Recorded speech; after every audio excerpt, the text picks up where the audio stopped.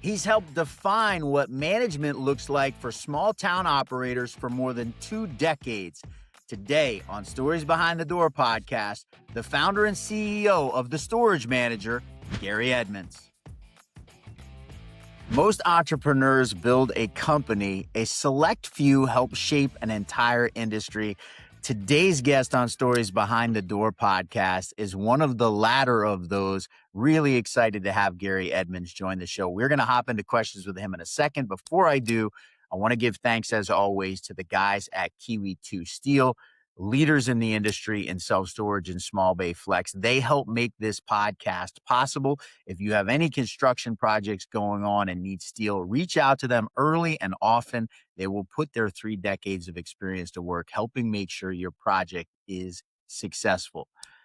Well, without further ado, I'm so excited to talk to this guy. You, Gary, are ever present in the self-storage industry and not only have such a sterling reputation for what you did with the storage manager for many years, helping other operators run facilities, but have done so much to help elevate other operators with all the work you put into SSAs around the country. First and foremost, want to say, as someone who loves this industry and feels so lucky to have gotten into it, thanks for everything you've given to this industry. I appreciate you saying that. It's a labor of love. It definitely, and I know, like, I travel a little bit, nowhere near as much as you do, but it's not easy to be going to all the state associations and invest that time and energy in what you've given. And so know that that's greatly appreciated from someone who really loves this industry and what it's become. So thank you for that. I'm going to start, as I always start, with the question that always intrigues me, because storage is such a niche industry. It's such a unique thing, and nobody ever sets out at second grade student, bring dad to work day and is like, yeah, I'm going to grow up and I'm going to be a storage operator. How did Gary Edmonds find himself in the storage industry? Very simply, it was a divorce. Thankfully, it wasn't my divorce. It was a facility owner's divorce. He was a friend of mine, and he came to me one day and he said, "Hey, would you like to buy my storage properties?" And we were already in residential. Wasn't loving that for all the reasons that people don't love residential. And I kind of questioned him because I'm like, man, you're always talking about how it's a great deal. And the long and the short of it was his wife found out about his girlfriend and he needed to sell everything and move out of the state. And so 25 years ago, that's how we got our first 2 facilities. And we still own one of them still. It's been expanded a number of times, but here we are. 25 years and a few added facilities. I'm 200 plus episodes into doing this podcast, and as by far the most interesting story of how someone got it. We always talk about how divorce is one of those things that fuels people renting storage units. We don't usually hear about divorce being the reason that someone owns self-storage facilities. What a great answer.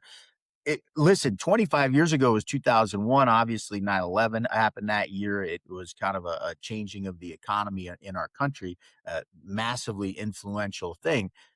But as I think back to 2001, right, we're just coming off of Y2K. The big worry was all our computers are going to shut down when the year switches. A far cry from what life looks like in 2026 with the role technology plays now and the immersiveness of AI now obviously being the big deal. Take me back to 2001, 25 years ago, when you have this opportunity to buy these stores. What did that look like operationally for you? What did it look like as far as a lift of actually running the day-to-day of these stores? And how's that changed maybe in the 2 decades since? I think the focus on the customer experience is what's changed. The facilities are the same. It's a door, it's a lock, it's still the same, but yeah, 25 years ago, we had an answering machine set up in our house, and I would check the answering machine when I went home for lunch and return some calls. And then again, after I got home from my day job in the evening, and that was how we ran the customer side, and nobody had an issue with, well, you didn't return my call for 2 minutes. I'm upset. That was just the way of life in that environment, in that industry at that time. And now, of course, we can't generate enough ways to communicate with the customer, whether it's, call centers or bots or whatever we have. They're just so much more emphasis on the customer experience. And that's been the big transition. This fascinates me because you've operated stores typically remotely, if I'm not completely mistaken. You haven't had on-site managers in stores typically. Talk to me about the evolution of this in the industry. It's now obviously becoming more and more talked about, right? Having a facility hands free. How is technology changing that experience for the customer, and what are you able to do now for a customer that maybe you weren't 20 years ago? Well, you know, much more access for the customer from a options standpoint, payment options. I'll admit 25 years ago, we were trying to figure out how to do credit card payments. And now, 65, 68% of our people are on recurring payment that you never have to touch. Yeah. The fact that you can staff offices a lot longer because they're centralized and call centers available much longer hours. And again, with the website and their online access, and they can make their payment or rent units or whatever online. There's just so many more options available to the tenants today than there were back then when it was, whenever Gary gets to me, he'll give me a call. Uh, and it's not that these days. It's interesting, I have a 14-year-old daughter, she's about to turn 15 years old, and I say answering machine, and that means nothing, right? Like, to think about where we've come, and that's 25 years ago. It's not like a long time in the grand scheme of things, but, it's so funny to think about how our expectations have changed so rapidly. How important is that from an operational standpoint, and what you saw during your time building the storage manager to really answer the customer's needs more quickly as that's evolved over time? Well, I certainly think it's important. But I also think we can get too carried away with too much focus on that too.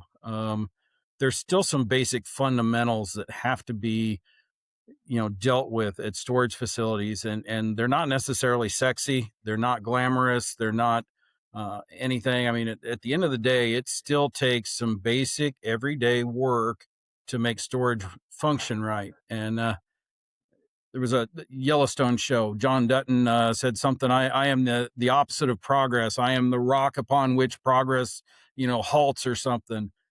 There is some of that approach, in my perspective, needed in the industry, because as we look at the changes, you think about my expense ratios 25 years ago.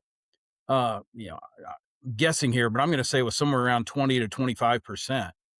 And now, it's getting pretty hard in a lot of locations to get under 40, given taxes, insurance. We all know what they've done, but technology's that other component that we just keep layering on more pieces of technology without really looking at it and going, is this really helping? I mean, is this chatbot really creating money, or is it just another $75 a month? And those types of things, we really have to look at whether it's truly, truly yielding a return, or whether it's just something that, we bought because it sounded good, and the salesman was good and it sounds like it'll make a difference. But, at the end of the day, it's got to make us money. This is fascinating, and I love going down this road with you, right? Because, you've got your Manhattan mini storages and your Publix and your Extra Mhm. Spaces and your Q Smarts with their primary market, inner city, multi-story locations where a chatbot edition is not a killer to the NOI of that facility. But if you Mhm. go to Western Illinois, I spent a few years living out in Nebraska, and you're in a small town. You're not talking about 100,000 square foot Mm-mm. facilities that are generating multi-millions of dollars in NOI every year. How does that facility owner really stay on top of A, what's available, but maybe more importantly, B, what's actually going to make a difference in terms of creating a return and ultimately an improved experience for their customer, right? Because without that, there is no improved return. Mhm. Well, I think a lot of it goes right back to that, analysis of your competition. Um, if your competition all has gravel driveways, do you need concrete or asphalt? If the competition doesn't have a chat bot, do you really need one? If you're sitting at 87% occupancy, is that extra $1,000 a year going to be the difference between, 87 and 91? A lot more time needs to be spent on the analysis of your business and how it relates to your true competitors than just, the analysis of an email that you got in saying, hey, we can make a difference. I'm intrigued by the idea of storage in tertiary markets, secondary markets, smaller places. how do they stay relevant in their community, and how do you differentiate yourself when listen, I was working with a group a year and a half ago, sold a site in Sturtevant, Wisconsin, right? A Mm. suburb of a tertiary market. And they sold it to Merritt Hill, right? And Merritt Mm. Hill is like as big as it gets, right? Top 12 owner in storage. Shout out to Liz Schlesinger, unbelievable building that business in a very short period of time. But they're now building are buying 30,000 square foot non-climate controlled drive up facility in a tertiary market. How does that local owner, a person who's not Merritt Hill, they don't have Blackstone money behind them, they're not Public Storage, they're now having to start competing with some of Mhm. these larger operators. How do they stay relevant to their clients and make sure that they're still operating at a high level in their market? Well, I think one of the, those big players are coming into the smaller tertiary markets, but the thing is, they're not coming in and they're not building a lot of square footage. So they're not coming in and overbuilding, oversupplying in the market. That makes it a lot easier when you're not sitting at 18 feet per per capita, which you From get your into lips in the to metro God's markets. ears. Yeah. So now it's just head to head, and there's a lot of things you can do locally to remain relevant. Certainly, safety and security are the things that we try and always focus on at our facilities. I'll be honest, pictures of your facility are great, but customers don't pick facilities based on the color of the doors. It doesn't matter whether they're a beautiful burgundy or a lime green or whatever. Customers aren't picking for that. They're picking for cleanliness, and they're picking for the safety and security that they feel when they look at your online pictures. So we spend a lot of time trying to emphasize those points, because that's going to get us farther than beautiful pictures of how lovely our facility looks in dusk light. Yeah. And if they show up and they don't feel good about how it feels when they're there, it doesn't matter how good that picture looks online. I had Maurice Pagoda on the podcast a Mm. while ago, obviously National Storage up in Mhm. Michigan. I'm sure you've run into Maurice over the years, but he mentioned something to me that I thought was hilarious, right? He started in the 80s and the 90s like that. In the 90s, if a market had 2 square foot per capita, I wouldn't build new supply there. To your point earlier, right? We now have markets that I just had a conversation with a developer, not a storage developer, a general developer in a local market.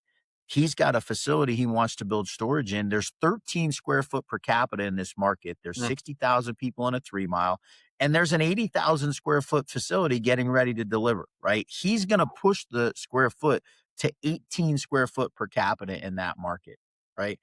To your point, boggles the mind how crazy it has been for you. The question behind this is it was very different 25 years ago, right? In 2001, when you buy 2 facilities, there wasn't this, you didn't go to the SSA show in Vegas and have 5,000 people crowding the hallways excited about, what's going on in storage with developers and money. You mentioned having some multifamily, the people coming from multifamily development, coming from office Mhm. development, coming from those other asset classes. How crazy has it been for you to watch the evolution of how storage is perceived by other people? It's so fun. And to look at the changes, and this paints me as an old man, but I remember when my marketing budget was an $800 Yellow Pages, commitment for the year. And that Yeah. was, whew, that was a big check I had to write for that.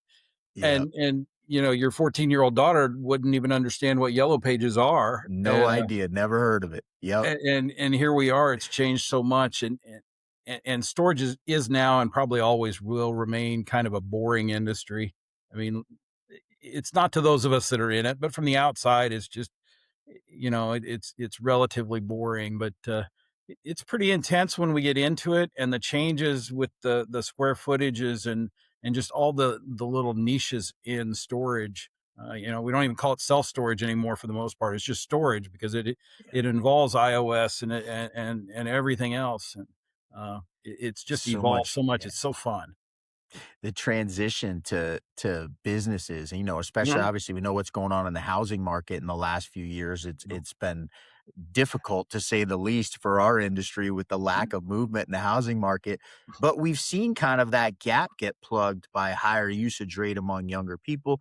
and Mhm. alternative uses, right? Businesses growing as a bigger percentage of using that. uh, how important is that been for operators to be able to at least stay, obviously the last few years hasn't been fun as far as rates in a lot of markets, but at least to keep noses above water. We certainly haven't seen widespread distress in a way I think many people would have thought. If you'd have said in 2023 when interest rates first got hiked that we were going to be 3 years with rates above 6% and there are no relief in sight and no housing market movement, I think people would have maybe expected more pain in the Mhm. self-storage industry than we've seen. How important have those other uses of our industry been to keeping kind of nose above water? I think it's been very important. As you mentioned with the housing market, that's always been one of the big funnels, and with it fairly stagnant. Um, you know, the nice thing about commercial tenants is how long they stay. The downside is they're a little more maintenance, though. We've got some facilities where the contractors are in and out of there at 6:30 in the morning, and if that gate isn't functioning, we hear all about it. And they're a lot more maintenance. They drop a lot more nails and screws in the driveway, and in many cases they're a lot higher touch client. But at the end of the day, they're also paying rates that are nice, and they've picked up some of that slack that the traditional consumer market hasn't. It's such an interesting point, right? Because everyone, obviously ECRIs became like the big negative catchword over the Mhm. last couple years. But as you have those clients who typically have a longer stay, it, there's a reason that they end up paying more in the long run, right? Because typically, if they're staying there for longer, it's more functional to their life, right? It's something that they're using more often. They typically, oftentimes kind of build out the unit like you would your garage, and it's not something where they can just back up a trailer and move everything out. It's more a piece of their business flow, and yeah, once they get in, they're kind of rooted in. That's kind of nice. That yeah, not something every storage owner wishes for, right? Is those clients who've been there for 36 months, 48 months, etcetera. I want to shift the conversation a little bit. You obviously the news came out a couple months ago. Was lucky enough to have Adam Wagner on the show talking anytime storage property Mhm. management, absorbed the storage manager. I know I talked to you when we were up in Connecticut at the Northeast Self Storage Association. I asked you kind of what prompted that. I'm going to ask you again on the podcast. 25 years in, you decide that you're going to sell the contracts for the storage manager to Anytime Property. What kind of made that decision in Gary Edmonds' life that it was time to kind of look at maybe letting somebody else take over some of that management for you? Well, I was reaching that point in my life. I was approaching the age of 30, and decided That was well done. Well done. I'm sorry. I shouldn't maybe have maybe laughed out not loud. 30. Uh, Maybe a little bit. As glamorous as everybody makes self-storage management look, it is hard work. It is 7 days a week.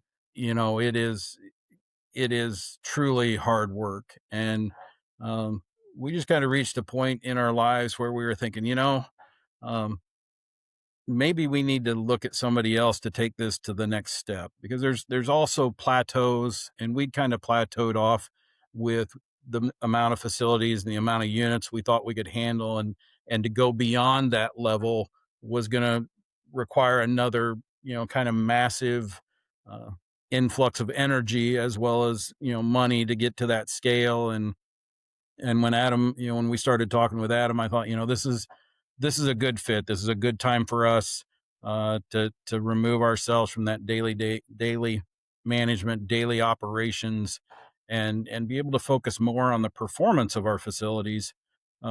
Because I'll be honest, Gary's and Diane's facilities were never the priority. It was always the owners that we served, and there were facility repairs and updates and everything to our own facilities that got kind of pushed to the side while we focused on other people's. So, that's kind of been the nice thing in the last 5 months, is to focus on some of those improvements slash expansion opportunities and those types of things that'll end up making us a lot more money than the 90-hour a week lifestyle that was self storage management for us. Oh, fingers crossed that that Mm. continues to be the reality for you and you get to go back to kinda concentrating on your core investments. I wanna go back to 25 years ago. You get this opportunity to jump into, taking over your friends' facilities. What was your life like then, and what prompted you? I'm always fascinated by this entrepreneurial journey, right? Because so few people actually invest in anything to begin with. You take this leap, you already own multifamily, you've got some doors, you get this opportunity. What is it about Gary Edmonds and that led you to go down this road? Stupidity? I don't know. Uh, well, when you look back, I was, 30 whatever, and again, yeah, I didn't know what I didn't know about storage. It, on the surface looked a lot better than residential, but I truly didn't investigate it well enough. In hindsight, um, now I think it's worked out okay, but a lot of it was just kind of a belief in myself more than anything that we can make this go. This works. I mean, the numbers all look good on paper, and you didn't factor in everything that gets factored in nowadays. I have no idea what the per capita square footage was back then, because it was just the facility. I didn't Y have anything to worry about, and you couldn't go on Tract IQ and look up all the developments in the pipeline and what the median income was, and, didn't quite none of have that. that data then. Yeah. None of that. But the other time, we put 10% cash down. I pulled 20% of the purchase price off credit card. So think about that: 60K in credit card debt in 2001. Yeah. 60K is not what it was back Yeah, then, but it was a lot of money in 2001 for sure.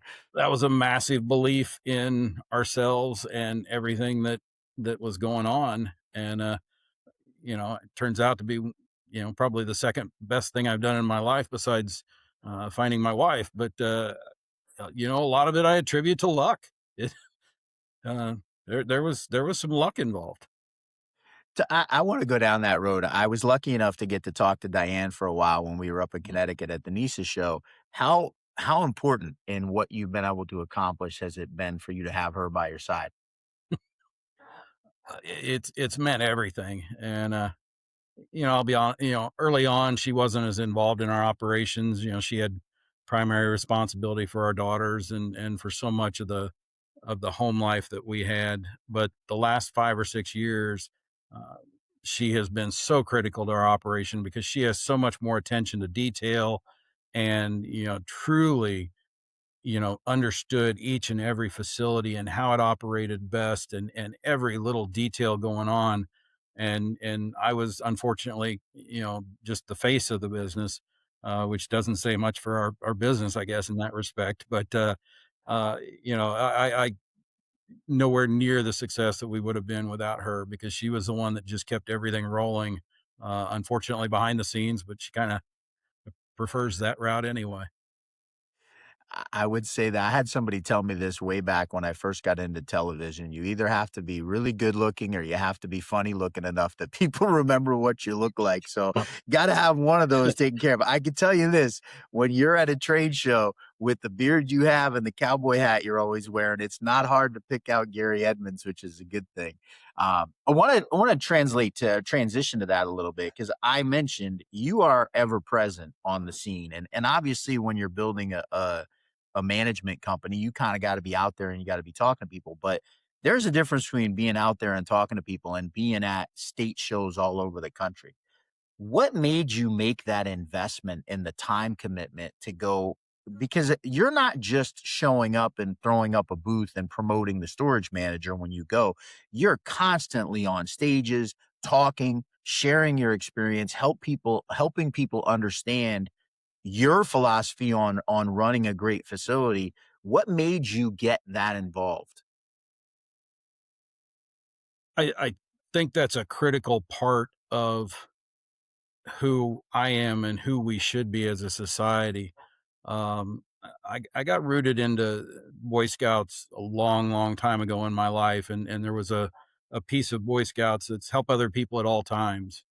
And my father epitomized that, and I've reached that point in my career where, I'm not selling anything at this point, and why can't I just try and share what knowledge I have and the experiences that we have and the bumps and bruises that we have, and help somebody else maybe skip some of those bumps and bruises and I have a little more credibility now because I'm truly not hawking a product in any way. I'm not uh I'm just me. I'm an owner and we've got a lot of experiences. We've learned a lot of things the hard way.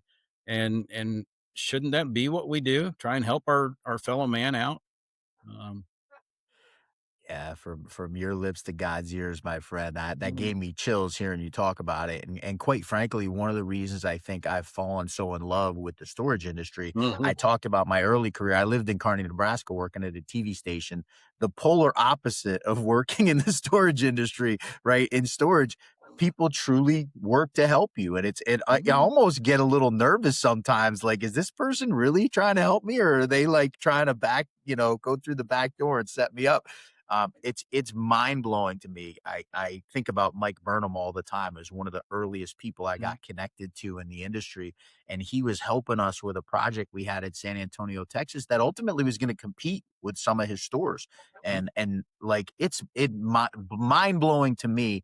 And as I said earlier, kudos to you for that attitude. Fortunately, it's not uncommon in our industry. There Right. are people that are willing to contribute. The question I want to ask you next is, we've seen over the last few years, New York City has a rule to put a 2% rate cap that they're trying to pass through the New York City Council. People in New York City this month are going to be required to get licensed to operate self storage, and the licensing rules are onerous. California obviously had SB 709 get written into law last year, which is a disclosure law. It didn't become a rate cap law, but we've seen legislation start to pick up more around the country in an effort to kind of curtail. Atlanta just announced the other day they're putting a moratorium on new storage facilities being built. How much more important today is the involvement of individual store owners and people in the industry in these state and national SSAs in order to kind of protect what storage is? I think it's critical if we want to retain the industry in the shape that we know it. The Great Lakes Symposium SSA convention was a couple weeks ago, and it was interesting to hear and see the presentation on how many different states they're working in currently, with legislation that's somewhere in development all the way up to in front of legislators, and to naively stick our head in the sand and go, oh, it won't affect me, I'm in a tertiary market. No, that's not true. um, it's not true at all. And, unfortunately, some of our legislators don't have fully functioning brains, and they are maybe easily swayed by somebody that's got their hand in a pocket, and they naively think they're making a difference. Most of what they're doing isn't going to make a difference. I think back to when Illinois passed a tax on parking, and it impacted self storage, and we were trying to get it set up for our facilities, and it was taking a couple hours with the people in Springfield that didn't know anything about it. And the lady's finally like, "Well, how much do you think this is actually gonna contribute to the state coffers?" And my manager that was setting up, she's like, "I don't know, we're looking at probably $30 or $40 a year." Yeah. And you could Yeah. just hear the silence on the other end of the phone from them going, "Oh my God, what have we done? We're taxing people with 10 parking spots. Oh my." So often that's the case. So long story, we've got to be a member of our organization, because that's how we stop things like that from happening and having an impact on our lives. Gary Edmonds, you've certainly been that person who is setting or leading the way by example, I would say. And as I said at the beginning of the show, I'll say it to kind of wrap things up.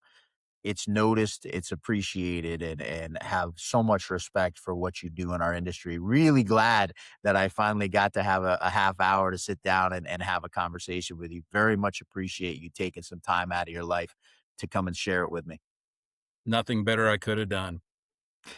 Appreciate you. I'm going to take a few seconds before we go. A lot of you folks who have been on the podcast before, whether it's Stories Behind the Door or Storage Unlocked, have gotten to know my producer behind the scenes, Eric Falk. What many of you may not know is Eric is a native of Venezuela. And obviously, if you heard the news last week, they had a massive earthquake, killed literally thousands of people that Eric knew and loved, folks that he went to school with that he has no longer been able to get in touch with. So La Guera, north of Caracas, was affected most heavily. We are going to ask any of you folks that are able, if you would like to contribute to the GoFundMe for the help the victims of the Venezuelan earthquake. This is near and dear to my heart, obviously. Eric has been with me now for 5 years, 4 different jobs that he's worked with me at. As I move to different places, he always comes with me because he's just that special of a human being. Something that we can do to help him and help the people of Venezuela, a country that God knows did not need another tragedy. So if you have the means and can contribute, we would greatly appreciate that. Thank you to anyone who's able to do that. He is Gary Edmonds. I'm Thaddeus Campbell. I want to give one last shout out to Wayne Woolsey and his team at Kiwi 2. You can go to kiwisteel.com. They are instrumental in making sure this podcast is possible. If you enjoy the stories that we share and the people we get to bring to you, if you have any work, if you're doing ground up development, self-storage or small bay flex, reach out to them at kiwisteel.com. That is it for this week's episode of Stories Behind the Door podcast. Appreciate everyone for watching. We'll see you next week.